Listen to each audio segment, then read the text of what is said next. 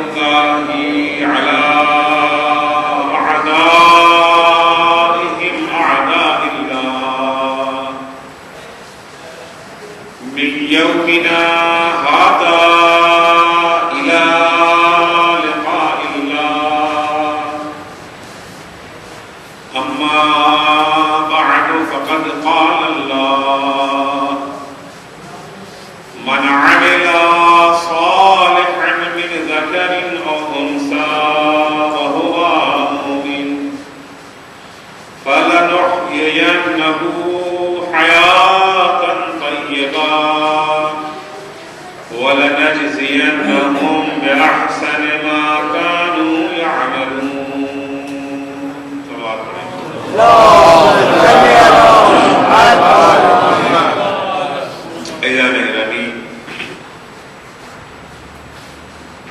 انسان خواہشات کا پتلا ہے. ہزاروں طرح کی خواہشیں اس کے اندر پائی جاتی ہیں. البتہ ساری خواہشیں یکساں نہیں ہیں. کچھ خواہشیں وہ ہیں جو فطری ہیں اور کچھ خواہشیں غیر فطری. فطری خواہشیں وہ ہیں جو ہمیشہ پائی جاتی ہیں، ہر زمانے میں، ہر دور میں، ہر جگہ. اور یہ وہ خواہشیں ہیں جو خدا داد ہیں. اللہ نے اپنی مصلحتوں سے یہ خواہشیں انسان کے اندر ایجاد کی. یہ خواہشیں وہ ہیں جو کسی کے سکھانے سے پیدا نہیں ہوتی،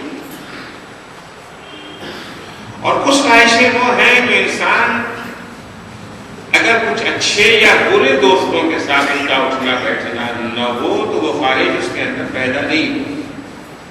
سیکھتا ہے، دوستوں سے سیکھتا ہے، ماں باپ سے سیکھتا ہے، سماج سے سیکھتا ہے. خدا داد نہیں ہے. خدا داد خواہشوں میں سے مثال کے طور کے اوپر انسان کو پانی کی خواہش ہوتی ہے، پیاس لگتی ہے. یہ خدا داد ہے، ہمیشہ سے لگتی آئی ہے پیاس. کوئی ایسا دور نہیں آئے گا جب یہ خواہش ختم ہو جائے. کھانے کی خواہش ہے، کیونکہ یہ خواہشیں اگر نہ ہوتی انسان کے اندر تو انسان باقی نہ بچتا، مر جاتا. حیات انسانی کو باقی رکھنے کے لیے خدا بند عالم نے یہ نظام بنایا، سسٹم بنایا. یہ کسی کے سکھانے کی اس میں ضرورت نہیں ہے کہ آپ کوئی سکھائے ہمیں کہ یہ آپ پیاسے ہیں، آپ پانی پیجیے. آپ کو بھوک لگی ہے تو ہمیں احساس دلائے، تب ہمیں احساس ہوگا بھوک کا. نہیں، کوئی سکھانے والا نہ ہو، پیدا ہوتے ہی جنگل میں چھوڑ دیا جائے اکیلے کرے تنہا رہے، پھر بھی ہمارے اندر کھانے کی خواہش پیدا ہوگی، پیاس لگے گی. البتہ کیسا پانی پیے یہ محتاج تعلیم ہے. کیا پیے، کیا پیے اور کیا نہ پیے، کس چیز سے پیار ہو جائیں، یہ محتاج تعلیم ہے. لیکن خود پیاس کا احساس، بھوک کا احساس، یہ محتاج تعلیم و تربیت نہیں ہے. اور جتنی خواہشیں خدا داد ہیں، فطری ہیں، ان تمام خواہشوں کی تکمیل کا پروردگار نے انتظام بھی کیا. ایسا نہیں ہے کہ خواہش تو پیدا ہو جائے اور اس خواہش کی تکمیل کا انتظام نہ ہو. اگر پیاس لگتی ہے تو اللہ نے پانی کا بندوبست بھی کیا ہے. اگر بھوک لگتی ہے تو پروردگار نے خوراک کا انتظام بھی کیا ہے. یہ اور بات ہے کہ کسی کے ظلم و ستم کی وجہ سے ہم بھوکے رہ جائیں. یہ اور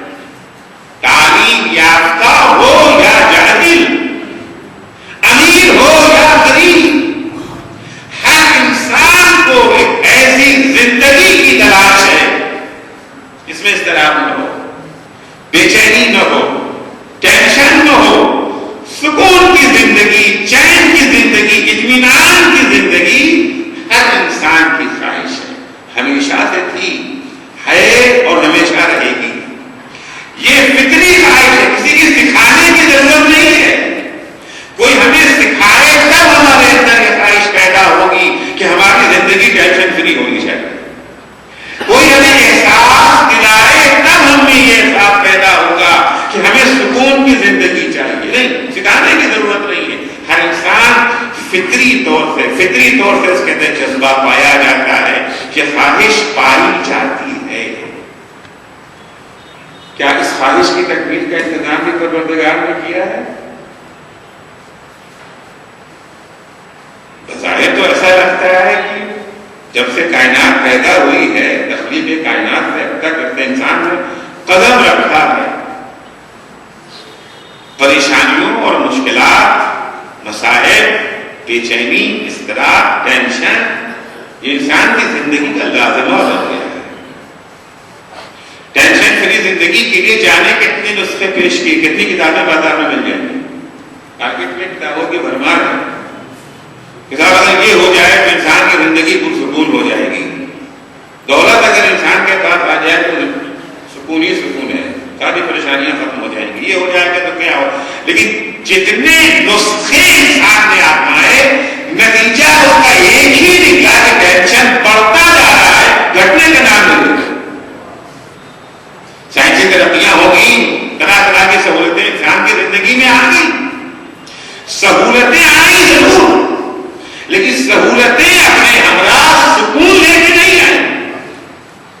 سہولتیں اپنے ہمراہ چین لے کے نہیں آئی، بلکہ جو سکون تھا وہ بھی چھن گیا. جو سکون تھا وہ بھی چھن گیا. تو کیا انسان کی یہ خواہش تشنہ تکمیل رہ جائے گی؟ خدا رب العالمین نے یہ خواہش تو ہمارے اندر پیدا کر دی، لیکن اس کی تکمیل کا کوئی انتظام نہیں. یہ ناممکن ہے، یہ ناممکن ہے. لن تجد لسنت اللہ تبدیلا، لن تجد لسنت اللہ تبدیلا. سنت الہی یہی ہے کہ جو خواہش اللہ نے ہمارے اندر پیدا کی ہے اس کی تکمیل کا بندوبست نہیں کیا. تو یہ خواہش بھی تشنہ تکمیل نہیں رہ سکتی ہے، اور پروردگار نے تشنہ تکمیل رکھا بھی نہیں اسے. اس خواہش کی تکمیل کا اس نے انتظام بھی کر دیا. میں نے عرض کیا کہ اللہ نے اگر پیاس کو پیدا کیا تو پانی کا بھی انتظام کر دیا. بھوک کو اگر ہمارے اندر رکھا ہے تو خوراک کا انتظام ہے، لیکن سسٹم پروردگار ہے، وہ انتظام کر دیتا ہے، اسے حاصل کرنا ہماری ذمہ داری ہے. حاصل کرنا ہماری ذمہ داری. آپ کہیں گئے کسی کے یہاں دعوت ہے، آپ کی میزبان کیا کرے گا؟ دسترخوان لگا ہی تو دے گا نا، سجا دے گا دسترخوان کو، طرح طرح کے کھانے رکھ دیے. ہاتھ بڑھانا تو ہمارا کام ہے. ہم ہاتھ نہ بڑھائیں، لقمے کو دہن تک نہ لے جائیں اور واپس لے جائیں. بادشاہ کے صاحب عجب سے بلایا تھا کھانے پر، بھوکا واپس کر دیا. انہوں نے تو انتظام کر دیا کہ ہماری کوتاہی تھی، ان کی نہیں. پروردگار نے ٹینشن فری زندگی کا انتظام کر دیا. اب اسے حاصل کرنا، اس پر عمل کرنا، اسے اپنانا یہ ہماری ذمہ داری ہے. یہی آیت شریفہ جس کو میں نے اپنے سرنامے کلام قرار دیا ہے، یہ وہی نسخہ کیمیا ہے جو ہمیں ٹینشن فری زندگی تک پہنچا سکتا ہے. کیا ہے وہ؟ من عمل صالحا من ذکر او انثى وهو مؤمن فلنحيينه حیاتا طیبہ. من جو کوئی بھی، وہ تفریق نہیں ہے، عالم، جاہل، غریب، مالدار، عورت، مرد، کوئی بھی. من عمل صالحا من ذکر او انثى وهو مؤمن، چاہے مرد ہو چاہے عورت ہو، جو کوئی بھی عمل صالح بجا لائے گا ایمان کے ہمراہ. نسخے کے دو حصے ہیں، ایک عمل صالح، دوسرا ایمان. مانا گا جو کوئی بھی عمل صالح ایمان کے ساتھ بجا لائے گا اس کا نتیجہ کیا ہوگا؟ میں نے عرض کیا تھا کہ جب انسان کو نتیجے کا پتہ چل جاتا ہے تو عمل آسان ہو جاتا ہے. معلوم ہوتا ہے کہ اس کا نتیجہ کیا ہوگا، اس کا فائدہ کیا ہے، عمل آسان ہو جاتا ہے. من عمل صالحا من ذکر او انثى وهو مؤمن، کوئی بھی مرد، کوئی بھی عورت اگر ایمان کے ہمراہ عمل صالح بجا لائے اس کا انجام یہ ہوگا فَلَنُحْيِيَنَّهُ حَيَاةً طَیِّبَةً، اس کی زندگی کو ہم ٹینشن فری زندگی بنا دیں گے. اسے ہم حیات طیبہ عطا کرتے ہیں. پہنچنے کے نسخہ کیا بنا؟ ہماری زندگی میں سکھ چین اطمینان کیسے آئے گا؟ ذریعہ کیا ہے اس کا؟ عمل صالح ایمان کے ہمراہ. دونوں چیزیں ساتھ ہیں. نہ تنہا عمل صالح، مطلب آپ یہ عرض کروں گا کہ عمل صالح ایمان کے بغیر ممکن ہی نہیں، کوئی نہیں سکتا. جب عمل صالح کی تشریح کروں تو عمل صالح ہے کیا، تو عمل صالح ایمان کے بغیر ممکن ہی نہیں ہے، اور ایمان بھی عمل صالح کے بغیر ممکن نہیں ہے. یہ خام خیالی کبھی کبھی جو ہے ایک تضاد پیدا کیا جاتا ہے نا کہ ایمان یا عمل ایک ٹکراؤ. ایمان افضل ہے کہ عمل افضل ہے؟ بھئی یا تو وہاں ہوتا ہے جہاں جدائی ممکن ہو، جہاں جدائی ممکن ہی نہیں ہے وہاں جا کر تصور ہی نہیں ہے. کہ انسان آپ کو یہ جو ہے جسم چاہیے یا روح؟ ہو سکتا ہے کہ جسم ہو، انسان کب انسان ہے جب جسم بھی ہو روح بھی ہو. اگر جسم ہے روح چلی گئی، اس کا ٹھکانا کہاں ہوگا؟ قبرستان ہوگا، گھر نہیں. نہ ہے جسم کے روح کا تصور ہے اور نہ ہے روح کے جسم کا تصور. روح کے اعضاء کو ظاہر کرنا ہے تو جسم کی ضرورت ہے، اور اگر جسم کو سامنے سے بچانا ہے تو روح کی ضرورت ہے. نہ روح کے بغیر جسم ہے، نہ جسم کے بغیر روح، کوئی کا فائدہ نہیں ہے. کہا جاتا ہے محبت اہل بیت افضل ہے یا عمل؟ ایک جسم ہے، ایک روح ہے. اگر محبت اہل بیت کو ثابت کرنا ہے اس کا ذریعہ عمل ہے، عمل کو سامنے سے بچانا ہے اس کے لیے محبت اہل بیت ضروری ہے.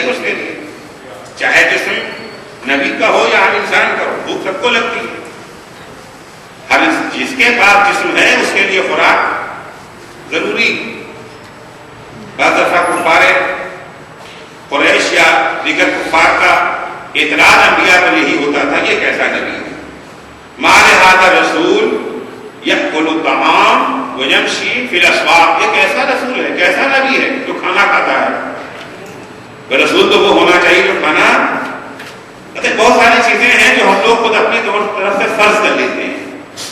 اگر معصوم ہے تو اس کو ایسا کرنا چاہیے. معصوم سے نہیں پوچھتے کہ ہمیں کیسا بننا چاہیے، ہم معصوم کے اوپر تحمیل کرتے ہیں آپ کو ایسا ہونا چاہیے. نبی یہ سکھانے آیا ہے کہ تمہیں ایسا بننا ہے. وہ نبی میں تحمیل کر رہے ہیں کہ نبی ایسا کیسا نبی ہے جو کھانا کرتا ہے، وہ یمشی فی الاسواق اور بازاروں میں جاتا ہے. ظاہر سی بات ہے کھانا کھائیں گے تو بازار میں نہیں جانا ہی پڑے گا. کیونکہ ایک صالح انسان وہ نہیں ہے جو اپنا بوجھ دوسروں پہ ڈال دے. ایک صالح انسان وہ نہیں ہے کہ ہم تو جی مسلح عبادت میں بیٹھے رہیں گے, دوسروں کی ذمہ داری لا کے ہمیں کھانا دیا کریں. حدیثوں میں ہے کہ لعنت ہے اس شخص کے اوپر من کل علی الناس, جو اپنا بوجھ دوسروں پہ ڈالے. اسلامی اقدار کو سمجھیے. رسول یا چلو کام کیسا رسول ہے جو کھانا نہیں کھاتا وہ بازاروں میں جاتا ہے. خدا نے جواب دیا ما جعلناہم جسدا لا یاکل الطعام, ہم نے انہیں کوئی ایسا جسم دے کے نہیں بھیجا ہے جسے کھانے کی ضرورت نہ ہو. کیونکہ نمونے عمل کرنا ہے تمہارے لیے. اگر نبی کو کھانے اور پینے کی ضرورت ہی نہ پڑے تو نبی کا روزہ رکھنا, نبی کا پیاسا رہ جانا, نبی کا بھوکا رہ جانا ہمارے لیے نمونے عمل کیسے بنے گا؟ شرائط کو جو ہے برداشت کرنا, اگر تلوار سے ان کے بدن پہ زخم ہی نہیں لگے گا, تو تکلیف ہی نہ ہوگی, تو میدان جہاد میں آ کر کے ہمارے نمونے عمل کیسے بنے گی؟ پہلا دونوں یہ اللہ کے صالح بندے جناب موسیٰ اور جناب خضر اس شہر میں پہنچے, بھوک لگی ہے, کھانا مانگا یعنی بھیک نہیں مانگا, یقیناً کھانا خریدنا چاہتے ہوں گے. نبی خدا کسی کے آگے ہاتھ نہیں پھیلاتا. کھانا طلب کیا, بڑی خبیث قوم.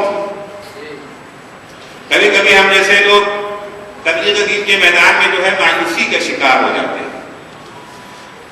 قوم نے جو ہے پذیرائی نہیں کی, قوم نے پذیرائی نہیں کی.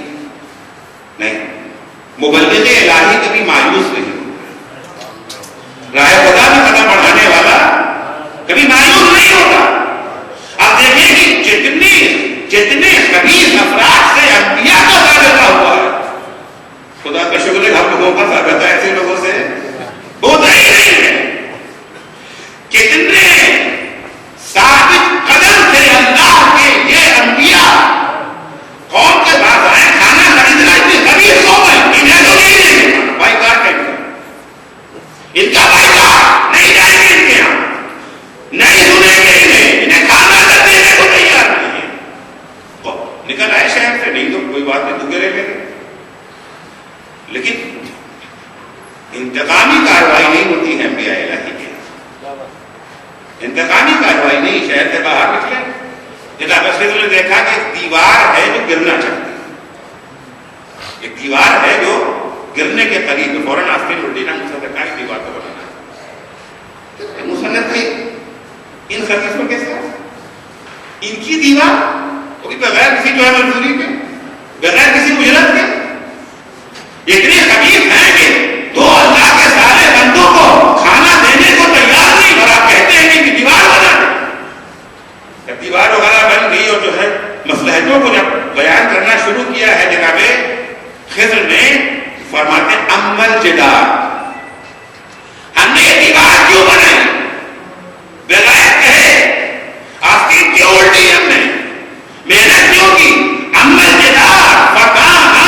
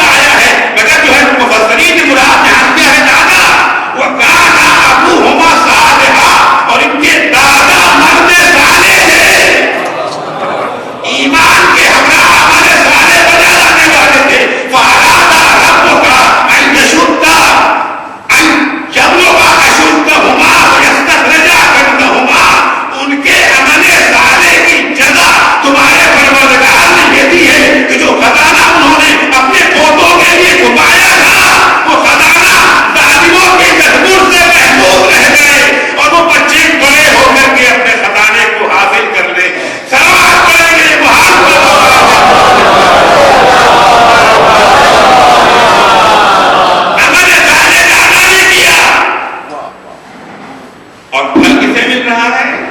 پودوں تک پہنچ رہا ہے. تو آئندہ آنے والی نسلوں پر بھی عمل صالح کا اثر پڑتا ہے. نسلوں ہی پر نہیں، حتیٰ ان پر جن سے ہمارا کوئی رشتہ نہیں. کس شہر میں رہتا ہے، کس آبادی میں رہتا ہے، عمل صالح بجا لانے والا، وہ آبادی بھی اس سے فیضیاب ہے، وہ بھی اس سے فائدہ اٹھاتے ہیں. دیکھیے گناہ اللہ کے قوانین کی نافرمانی، ہر گناہ اپنا ایک عذاب ہوتا ہے. اور عذاب صرف قیامت میں نہیں ہے، آخرت میں نہیں ہے، عذاب دنیا میں نہیں ہے. اصلی عذاب وہاں ہے. تھوڑا سا عذاب، ظہر الفساد فی البر والبحر بما کسبت ایدیہم. دنیا میں ہر طرف فساد اور تباہی پھیلی ہوئی ہے. کیوں؟ یہ سزا ہے ان کے اعمال، بما کسبت ایدیہم لنذیقہم بعض الذی عملوا. ان کے گناہوں کا کچھ مزہ ہم دنیا میں چکھانا چاہتے ہیں.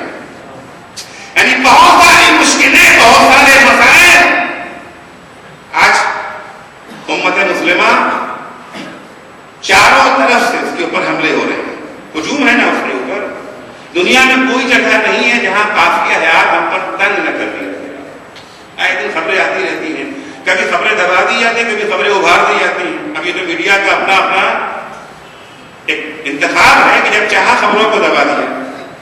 وسطی افریقہ کی خبریں دبی ہوئی تھی نا، جو مسلمانوں کا خبر اچانک خبریں ابھر گئی. اچانک اخبارات میں آپ دیکھیں گے فرانس بھی کہہ رہا ہے فوج بھیجیں گے. ابھی آج کی خبریں تھی نا، اقوام متحدہ جو ہے بان کی مون، سب کو جوش آ گیا، پتا نہیں کیا بات ہے، کیا راز اس کے پیچھے ہے. بہرحال ہے، ہو گیا ہے نا. تو کبھی خبریں میڈیا جو ہے وہ دبا دیتا ہے اور کبھی خبروں کو ابھار دیتا ہے. دنیا میں کوئی ایسی جگہ نہیں باقی بچی ہے جہاں آپ کی حیات مسلمانوں پر تنگ نہ ہو. سبب کیا ہے؟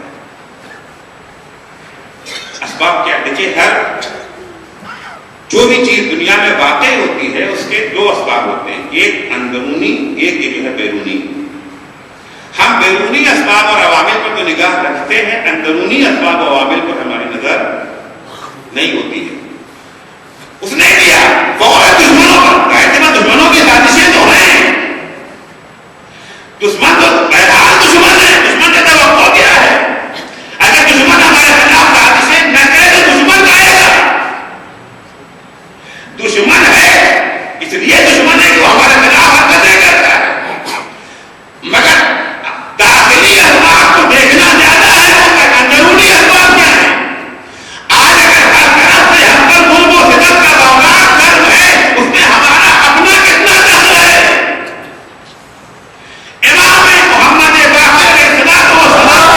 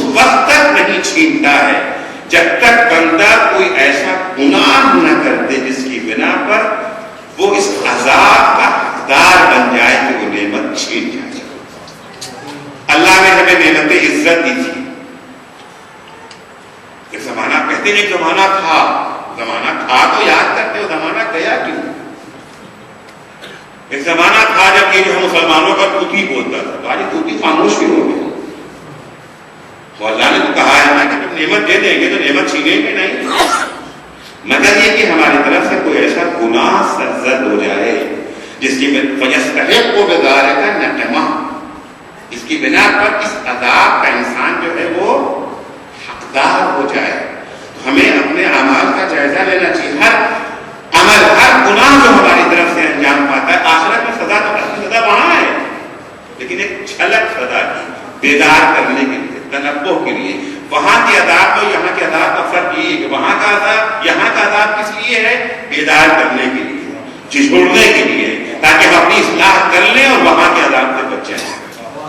تنبہ کے لیے یہاں کا تھا، ورنہ بہت سارے گناہ وہ ہے جن کا عذاب نہیں ملتا ہے. اسی میں سے گناہ ہے ترک نماز. ترک نماز، ترک نماز کی بنا پر عذاب. ماشاء اللہ افراد ہیں جو کہ نماز سے غافل ہیں، کہتے ہیں ہم پہ تو کوئی عذاب نہیں ہوتا، جاب بھی اچھی، نمازیوں سے عذاب کماتے ہیں، کوئی عذاب ہم پہ تو نہیں ہو رہا ہے. امام جعفر صادق علیہ السلام وہ افراد جن پر عذاب نہیں ہو رہا ہے، تاکہ نماز دیا مگر عذاب نہیں ہوا ان کے اوپر، مطمئن نہ ہو جائیں کہ اللہ کو ان سے کوئی محبت ہے. نہیں، ان اللہ یدفع العذاب عمن لا تصلی بمن یصلی من شیعتنا. ہمارے شیعوں میں سے جو لوگ نماز پڑھتے ہیں، یہ ان کی برکت ہے کہ اللہ ان لوگوں سے عذاب ہٹا دیتا ہے جو نماز نہیں پڑھتے.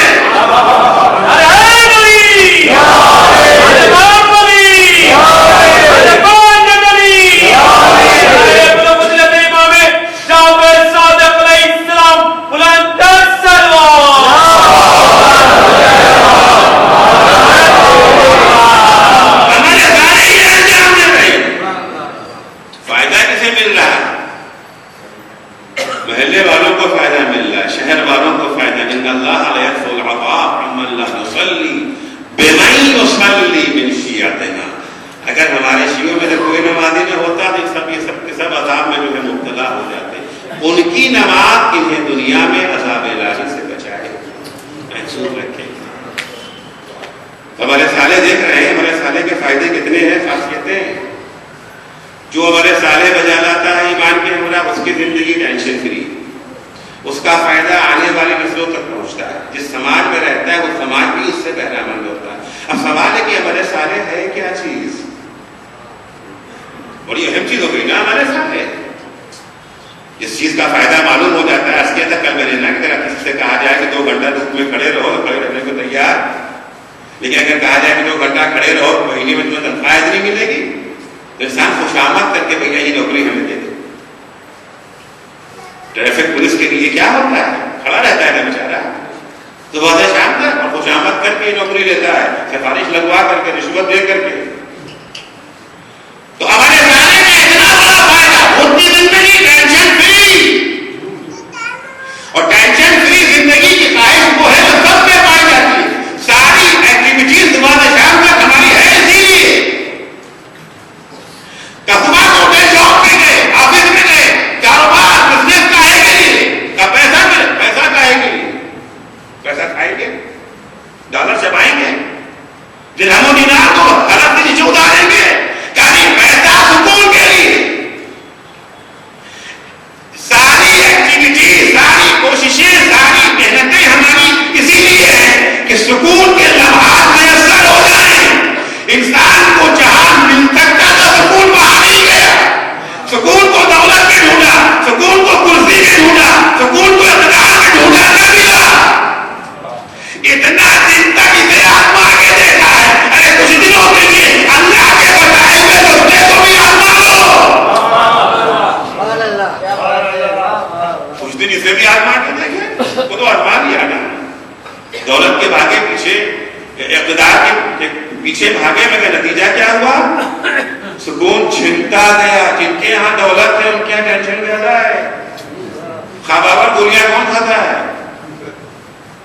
کس کو نیند نہیں آتی ہے؟ اس مزدور کو جو صبح سے شام تک کام کرتا ہے تو لقمہ ملا کہ نہیں ملا وہی نہیں معلوم. جو مہنگائی آج کل بڑھی ہوئی ہے تو کس طرح سے مزدوروں کی زندگی گزر بسر ہوتی خدا ہی جانتا ہے. کھانا ملا کہ نہیں ملا، وہ سوتا بڑے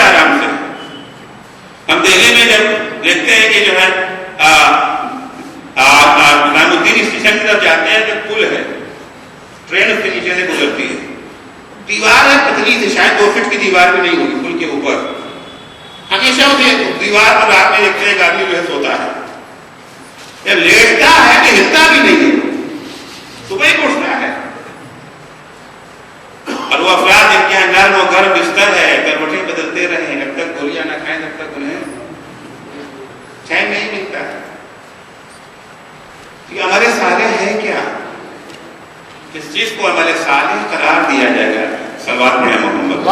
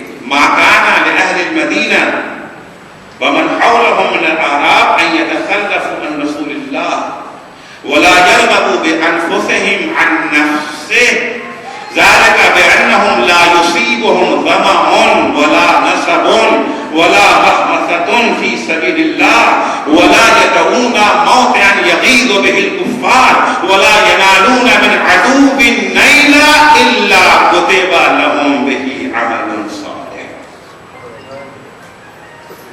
مدینے میں رہنے والوں کو جو مدینے کے اطراف میں رہتے ہیں انہیں اس بات کی اجازت نہیں ہے کہ وہ رسول خدا کی یہ جو ہے نافرمانی کریں اور ان کے ہمراہ جہاد کے لیے نہ جائیں اور اپنی جان کو رسول خدا کے اوپر قربان نہ کر دیں. کیوں؟ ذالک بیانہ اس لیے لا نصیبہم ظمأ ولا نصب ولا مخمصة فی سبیل اللہ. کیونکہ بہرحال جب انسان میدان جنگ میں جائے گا تو اسے پیاس بھی لگے گی, اسے بھوک بھی لگے گی, تھکے گا بھی انسان, زخم بھی لگے گا, تکلیف بھی پہنچے گی. ذالک بیانہم لا یصیبہم ظمأ کہ اس لیے ہے انہیں چاہے پیاس لگے, چاہے تھکن کا احساس ہو, یا راہ خدا میں بھوک لگ جائے, یا اگر وہ کوئی ایسا قدم اٹھاتے ہیں کہ یغیظ بہ الکفار جس سے کافر غصہ ہو جاتے ہیں. آج کل ایک بحث چلی ہوئی ہے کہ حیات میں کوئی ایسا کام کرنا چاہیے جس سے دشمنان اسلام ناراض ہو جائیں. عقلاء عالم کی طرف سے تجویز یہ رکھی ہے کہ آپ ایسا کام ہی کو کرتے جس سے وہ ناراض ہو جائے, جس کی وجہ پر آپ پر یہ جو ہے پابندیاں لگے, سینکشن لگے, یا وہ غصے میں آ کر کے آپ پر حملہ کر بیٹھے. ایسا کوئی کام ہی نہ کیجیے, کام وہ کیجیے جس سے وہ خوش رہے. آپ صاحب بہادر کو ناراض ہی کیوں کرتے ہیں؟ اکثر یہ تجویزیں سامنے آتی ہیں. واقعی ہماری ذمہ داری کیا ہے, شرعی طور پر ڈیوٹی کیا ہے, خدا کیا چاہتا ہے؟ اس آیت میں اگر ہم دیکھتے ہیں وَلَا يَدْعُونَ مَوْطِئًا يَغِيظُ بِهِ الْكُفَّارَ, جب بھی وہ کوئی ایسا قدم اٹھاتے ہیں جو کفار کو ناراض کر دیتا ہے, کچھ نہیں. لا نصیبہم ظمأ ولا نصب ولا مخمصة فی سبیل اللہ ولا يدعون موطئا یغیظ بہ الکفار, اور کوئی وہ ایسا قدم نہیں اٹھاتے جس سے کفار ناراض ہوتے ہیں. ولا ینالون من عدو نیلا, اور جب وہ قدم اٹھائیں گے جس سے کفار ناراض ہو جائیں گے تو وہ کفار میں تکلیف ہو جائیں گے. جب کبھی دشمن سے انہیں کوئی زخم لگتا ہے, کوئی تکلیف پہنچتی ہے, جب انہیں بھوک لگتی ہے, بھوک عمل ہے یا کیفیت, جب وہ تھکتے ہیں, تھکن عمل ہے یا کیفیت, جب انہیں پیاس لگتی ہے, پیاس عمل ہے یا کیفیت, تین کیفیتوں پر دیکھ اس کے بعد عمل کا ذکر.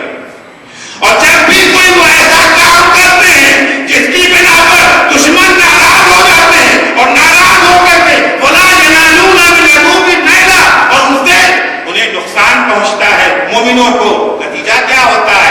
الا کتب لهم به عمل صالح, اللہ ان کی بھوک کو عمل صالح قرار دیتا ہے, ان کی پیاس کو عمل صالح قرار دیتا ہے, ان کی تھکن کو عمل صالح قرار دیتا ہے. جب کفار کو ناراض کرنے والا کام کرتے ہیں تو اللہ اسے بھی عمل صالح قرار دیتا ہے, اور جب دشمن انہیں تکلیفیں پہنچاتے ہیں وہ تکلیف بھی ان کے لیے عمل صالح قرار پا جاتی ہے. کلمات پڑھیں گے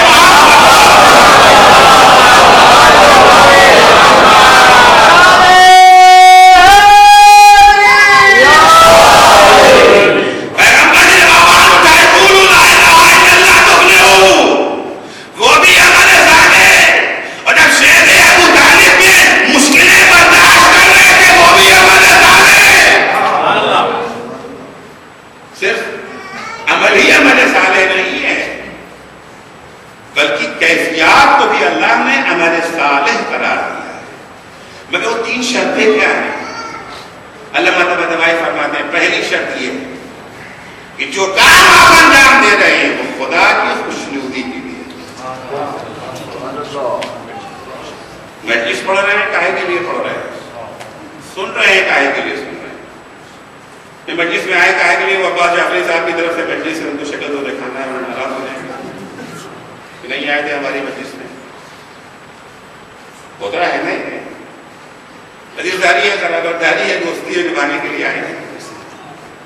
مجلس پڑھ کیوں رہے ہیں؟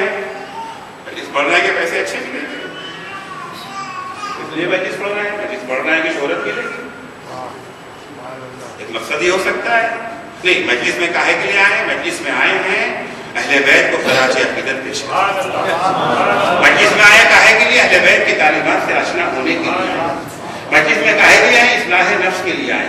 مجلس میں کاہے کے لیے آئے ہیں؟ اہل بیت کے پیغام کو سیکھنے کے لیے آئے ہیں، اپنی زندگی میں اس کو نافذ کرنے کے لیے. مجلس پڑھ کس لیے رہے ہیں؟ مجلس پڑھ اس لیے رہے ہیں جو کچھ سیکھا ہے زکات اس کی ادا کر رہے ہیں. زکات العلم نشر ہو. مجلس کاہے کے لیے پڑھ رہے ہیں؟ حق کا پیغام پہنچانے کے لیے پڑھ رہے ہیں. مجلس کاہے کے لیے پڑھ رہے ہیں؟ خدا کی تعلیمات سے بندوں کو آشنا کرنے کے لیے پڑھ رہے ہیں. مجلس کاہے کے لیے پڑھ رہے ہیں؟ اہل بیت کا پیغام پہنچانے کے لیے پڑھ رہے ہیں. اب یہاں پرواہ نہیں سننے والا کوئی ہو یا نہ ہو،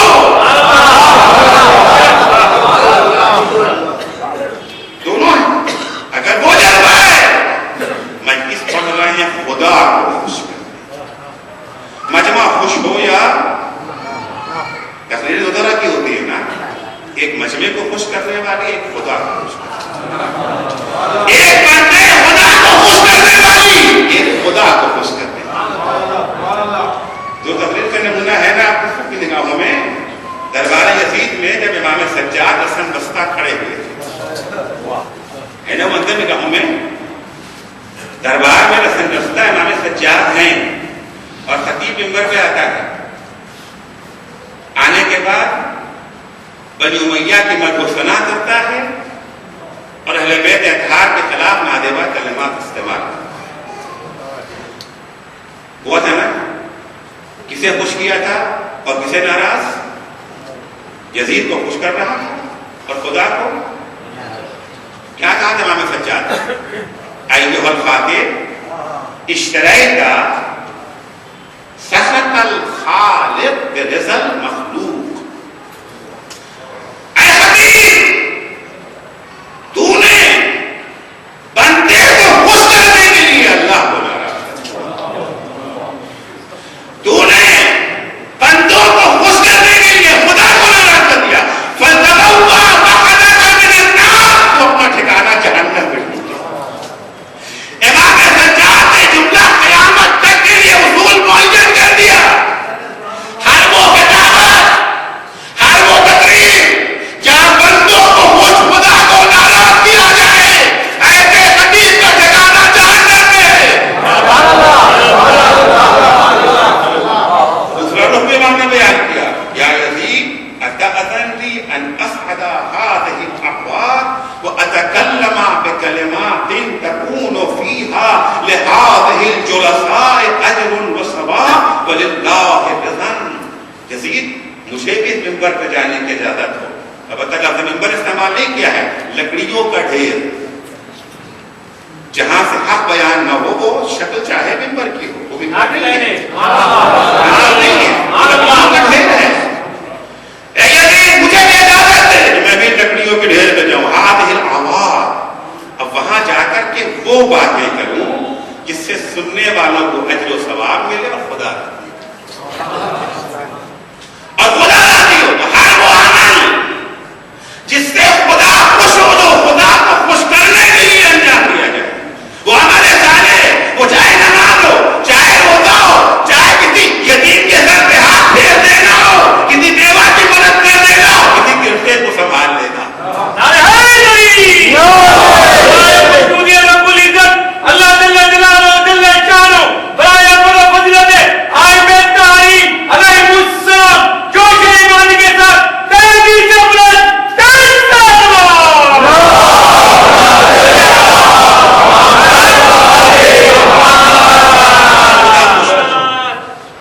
ایک شخص چھٹے امام کی خدمت میں آتا ہے.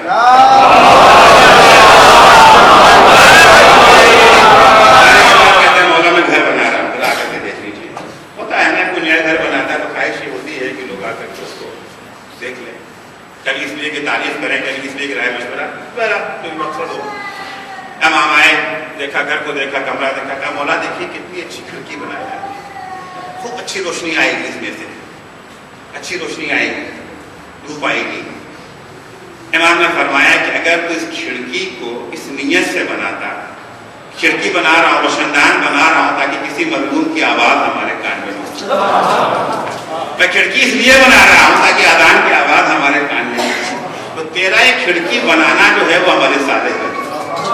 ارے اگر اس لیے بناؤ کہ کھڑکی تو روشنی تو آئے گی، دھوپ تو آئے گی، کھڑکی کھڑکی میں رہے گی اور اسی ہی عمل صالح بن جائے گا، عبادت بن جائے گا۔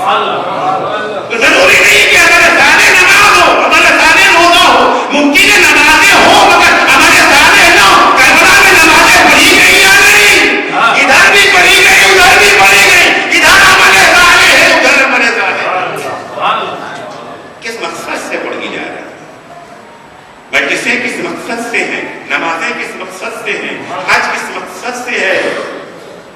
خدا کی رضا کے لیے حج کرنے جا رہے ہیں یا مارکیٹ میں اپنا اعتبار جمانے کے لیے؟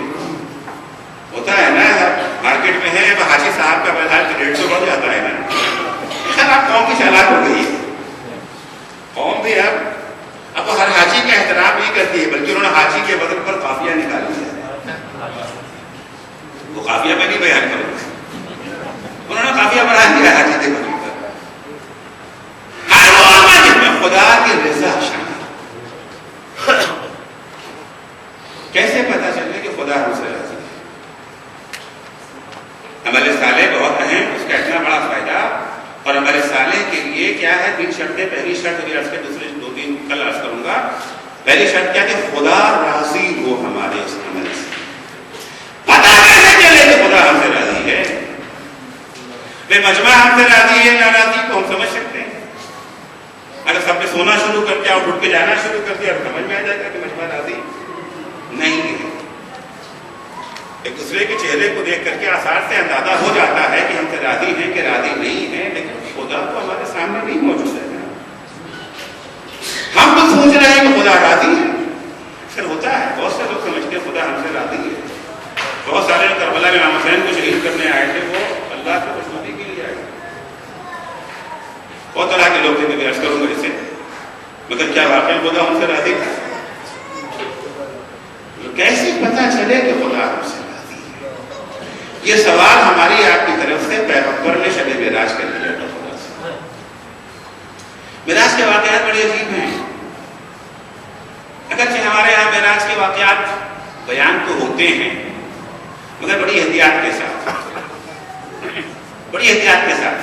ہم اتنے ہی بیان کرتے ہیں جس سے مجمع خوش ہو جائے، جہاں نعرے وعرے لگ سکیں اتنا بیان ہو جاتا ہے۔ جہاں سے ہماری ذمہ داریوں کا سلسلہ شروع ہوتا ہے اس کو نہ مجمع سننے کو تیار ہوتا ہے، مجمع نہیں سننے کو تیار تو ہم کو سنانے لگے اسے اور پھر یہ سناتے ہیں۔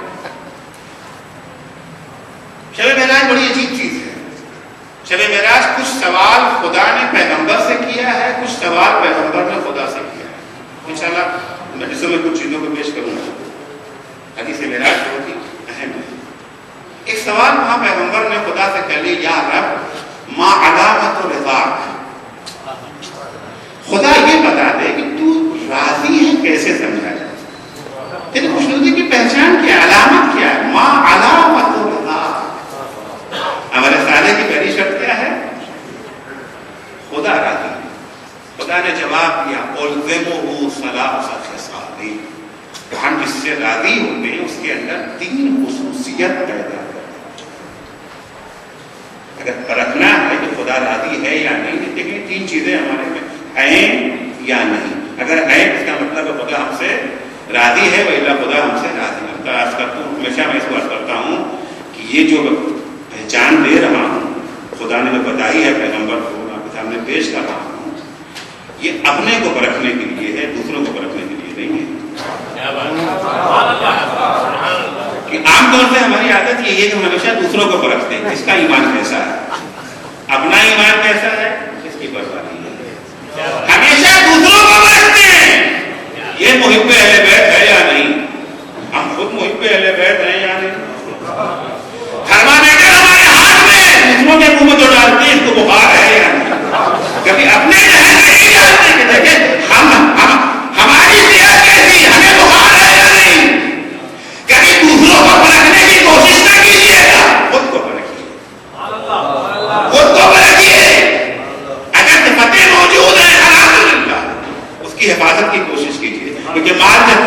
ہوتا ہے اتنے خطرہ زیادہ ہوتا ہے.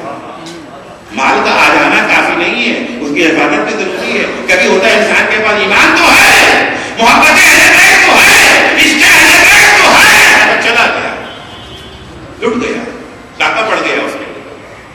تین سے کرتے تین خصوصیت ہے.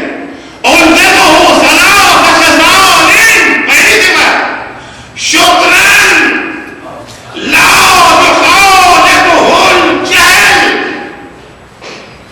جس سے ہم راضی ہوتے ہیں اس کے اندر یہ صفت پیدا کر دیتے ہیں, اسے عارفانہ شکر کی توفیق دے دیتے ہیں.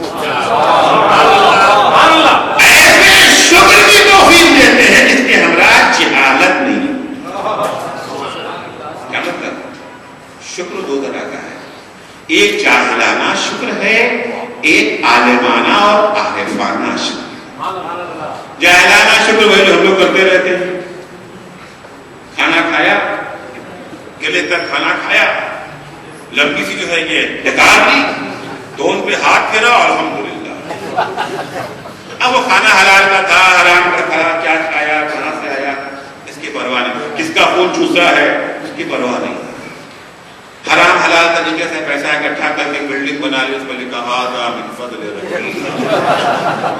چوری جو ہے فضل رب ہے, رشوت فضل رب ہے, سب کے حقوق کو پامال کر دینا فضل رب ہے. ھذا من فضل ربی. یہ جاہلانہ شکر ہے. الحمدللہ زبان سے کہہ دینا شکر نہیں ہے.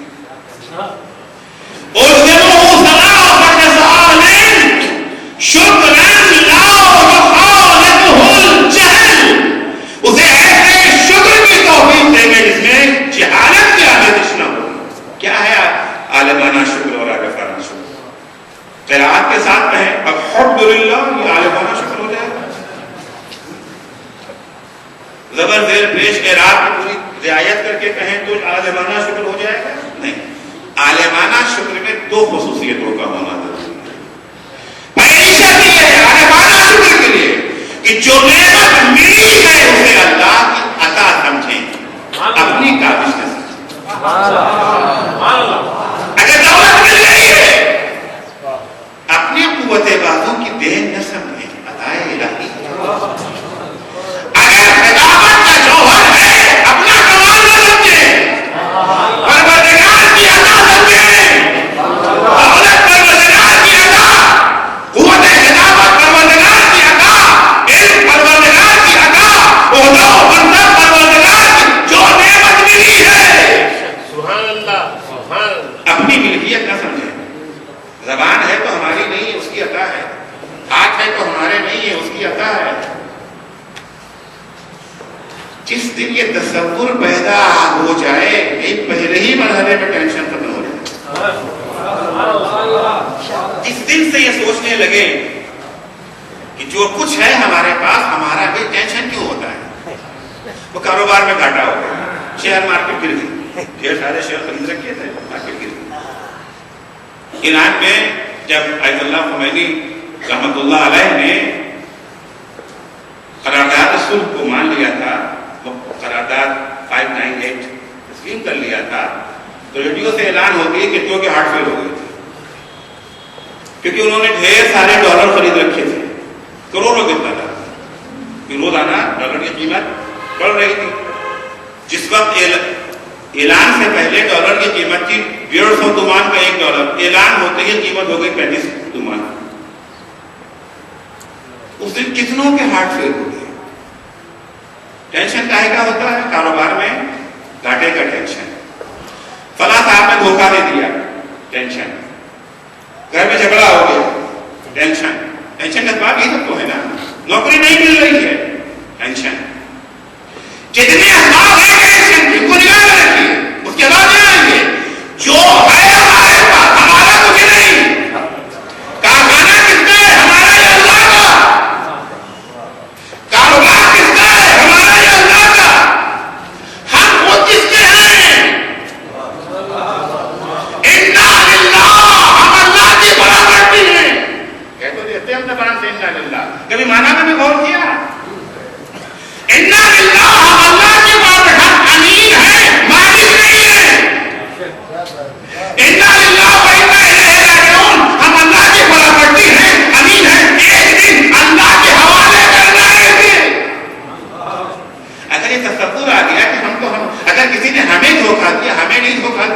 اللہ کے بندے کو دھوکہ دیا.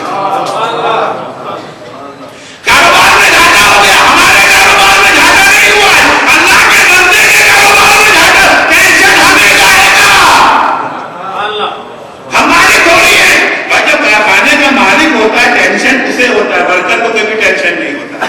جو کارخانے میں مزدور کی حیثیت سے کام کرتا ہے, اگر مزدور نے ایمانداری سے کام کیا ہے اس کی تنخواہ حتماً ملے گی, چاہے کارخانے کو فائدہ ہو یا نقصان ہو. بجلی آئی کہ نہیں آئی, یہ جو ہے را میٹیریل آیا کہ نہیں آیا, مارکیٹ میں سیل ہوا کہ نہیں ہوا, پیسہ آیا, یہ مزدوروں میں اس کا کوئی رابطہ نہیں ہے. ہم تو مزدور ہیں, کارخانے کے مالک تھوڑی ہیں. خود بخود ٹینشن کس بات کا؟ دولت آ بھی گئی تو کوئی خوشی کی بات نہیں, چھن بھی گئی تو. مولا کائنات حضرت علی ابن ابی طالب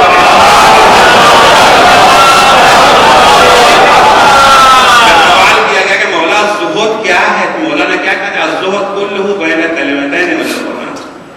سارے کا سارا زہد جو ہے قرآن کے دو جملوں میں ہے. کیا قرآن کہتا تھا؟ جو ملے اس پر اتراؤ نہیں, جو چھن جائے اس کے اوپر پریشان ہو. آ گئی دولت آ گئی, چلی گئی تو چلی گئی. تو شکر آگاہانہ یہ ہے کہ جو کچھ ہے سب اس کی عطا ہے. دوسری شرط یہ ہے اس کو وہیں استعمال کرے جہاں مالک نے اجازت دی. زبان اللہ کی نعمت, اس کی عطا ہے نا. اب زبان کو کہاں استعمال کریں گے, سچ میں یا جھوٹ میں؟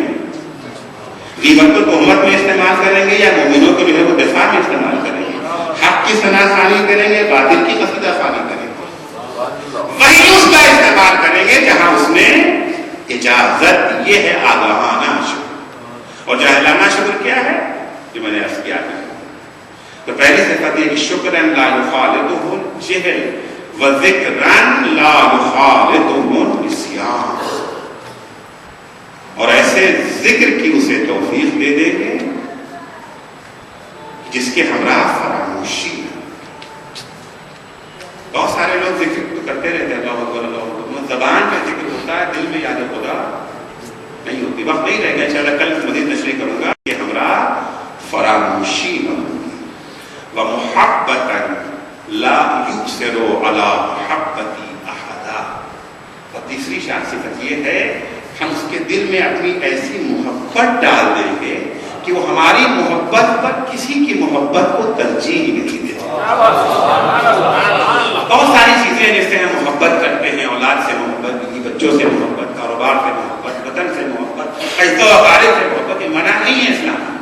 لیکن جب کبھی ان کی محبتیں خدا کی محبت سے ٹکرا جائیں, جب کبھی یہ محبتیں خدا کی محبت سے ٹکرا جائیں تو ہم اس سے راضی ہوں گے جو ان سب کی محبت کو ہماری محبت پر سے قربان کرے. یہ تینوں صفت اگر اپنے اوج میں کہیں نظر آتی ہیں تو اس کا نام کربلا ہے. اس کا نام کربلا ہے. حسین ابن علی کو سب سے محبت تھی, اپنے اصحاب سے بھی محبت تھا, آئے ہوئے مہمان حر سے بھی محبت تھی, حبیب ابن مظاہر سے بھی محبت تھی, اون و محمد سے بھی محبت تھی, قاسم سے بھی محبت تھی, عباس سے بھی محبت تھی. لیکن ایک ہے کربلا میں جس سے حسین کو سب سے زیادہ آپ کا ذہن پہنچ گیا, جس سے حسین کو سب سے زیادہ, وہ کون ہے؟ وہ حسین کا کریل جوان بیٹا علی اکبر ہے. دوہری محبت ہے نا, علی اکبر سے حسین کو نانا کی شبیہ بھی ہے اور جوان بیٹا بھی ہے, وہ بھی کیسا بیٹا. جب کبھی حسین کو نانا کی زیارت کا شوق ہوتا تھا علی اکبر کو دیکھ لیا کرتا تھا. تو سب سے زیادہ محبت حسین کو کس سے ہے؟